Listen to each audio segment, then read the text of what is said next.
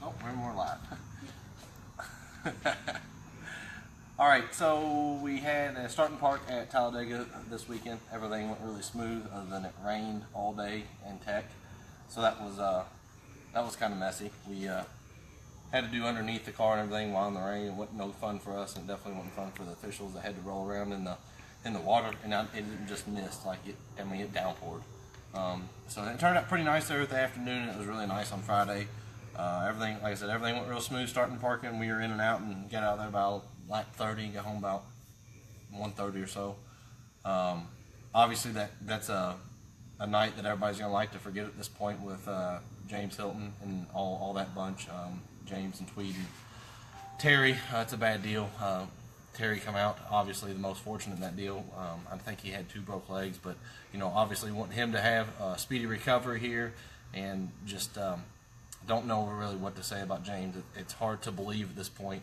I know me and Dad just sat down Saturday morning when we heard right off the bat. We just sat down for 30-45 minutes and didn't really say a whole lot because I can't remember when I went to the ARCA races and James wasn't there. I started going in 2002 in Pocono, and I just don't, I don't know, I just never thought about him not being there now. And it makes it even more strange that he was parked next to us all. He got there early Friday morning and had to get a sway bar bolt fitted for him. Took the sway bar over to his car, took the sway bar off to his car, and Tweed was over there, and Tweed rather, and Terry were standing there. So it's just, I don't know, the way everything happened there, it was kind of strange, but I'm definitely glad that always made sure to take time to talk to them and always help them guys whenever we could. Obviously, we couldn't help them a whole lot, but whenever he needed anything, he was more than welcome to come in the trailer, get something to eat, stuff like that. And just something that's going to be missed, and I don't think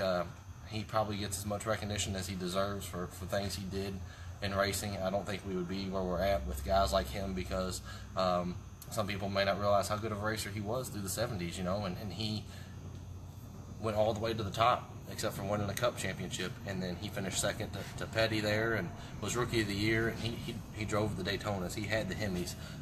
He was in there with Pearson and Petty and that bunch, so he was definitely one of the guys that laid the groundwork for the ARCA series. And he went out, I think the next best thing was something happened in the race car, and he would have died that way. As bad as it sounds, that's something that James would have done because that's all he knew. That's how he lived. It's obvious. He's 83 years old, and he's at the racetrack that morning, and they're getting it through Tech. There's like 3 of them working on the car, and Brad's there to drive.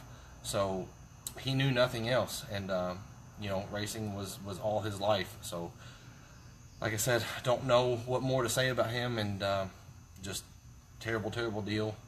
But he will definitely be remembered in the ARCA garage for one of the pioneers and somebody who was a true racer through and through, even though towards the end it was really tough and it was a struggle, but he never quit. So I think there's something to be said about that.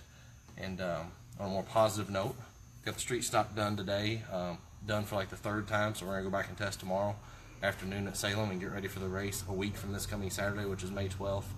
So that's pretty exciting because we haven't had a really good solid test where we can actually make laps. I've got about 6 whole laps on that car probably at this point.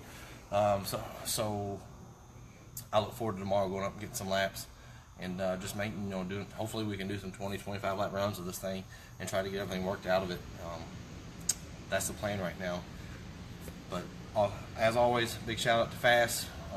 We're going right here. I'm going to actually set this car up for our backup short track car, and then this is only 1 or 2 Elmores that I have. The other one's in the Salem car getting painted over at Tui's right now, so we're going to pull this motor out. After I set this car up, I'm going to go ahead and totally have it done, bump it, and just make it a basic backup car. And then we're going to pull the motor out, put it right over in the St. Louis car sitting on the lift, and then I'm going to be getting ready for St. Louis. So hopefully, as long as things keep rolling like they are right here, I can have a motor sitting in that by the end of the week. And maybe sometime next week, we can start finalizing some setup on it and start rolling it over to the pull down chassis dyno. It's got the new clip on it, so it needs to be ran and definitely needs to be pulled down. But aside from that, obviously, from what you all know right there, I'm still pretty busy. But Dad's gone because he's sick right now. I think he's got some type of allergy attack or something like that. But if y'all could imagine his head getting any more swollen, it is. So, other than that, that's about all we got today, guys. And I got a little more work to do in the shop, so I'll holler at y'all later. Thanks.